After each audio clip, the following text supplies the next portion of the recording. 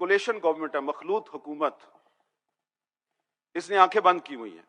तो एक तो हमारी ये गुजारिश है कि ये 124A को खत्म करें, और दूसरी गुजारिश है कि आप महंगाई तो खत्म नहीं कर सकते, कुछ ऐसे कवानीन जो है वो मंजूर कर लें कि अगले इलेक्शन में आप थोड़ा सा सर उठा के अवाम के पास जा सकें। तो एक और तजवीज मेरे पास ये है कि आज से 3 साल पहले मुस्लिम लीग नून, पीपल्स पार्टी, तहरीक इंसाफ और कुछ दीगर जमातों ने एक इंतहाई शर्मनाक फैसला किया था कि आप सब ने मिलकर उस वक्त के आर्मी चीफ जनरल कमर जवेद बाजवा की मुद्दत मुलाजमत में तोसी की थी, और पार्लियामेंट से उस शर्मनाक कानून को आपने मंजूर करवाया। कितनी शर्म की बात है।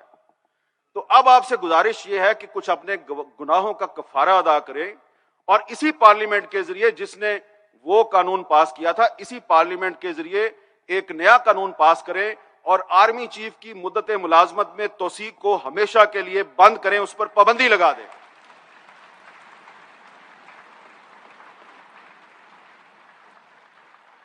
अब सिर्फ मेरे पास फहरिस्त तो बड़ी लंबी है, हजारों ख्वाहिशें ऐसी, मैं सिर्फ ये 2 ही ख्वाहिशें जो हैं, 2 ही मुतालबात रखता हूं, क्योंकि इस कौमी असम्बली में 125 सीटें खाली हैं, ऑपोजिशन है नहीं है।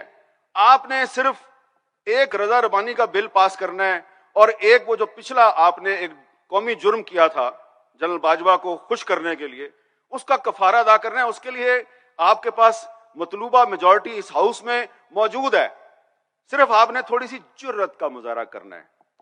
देखते हैं कि आप में ये जुर्रत है या नहीं।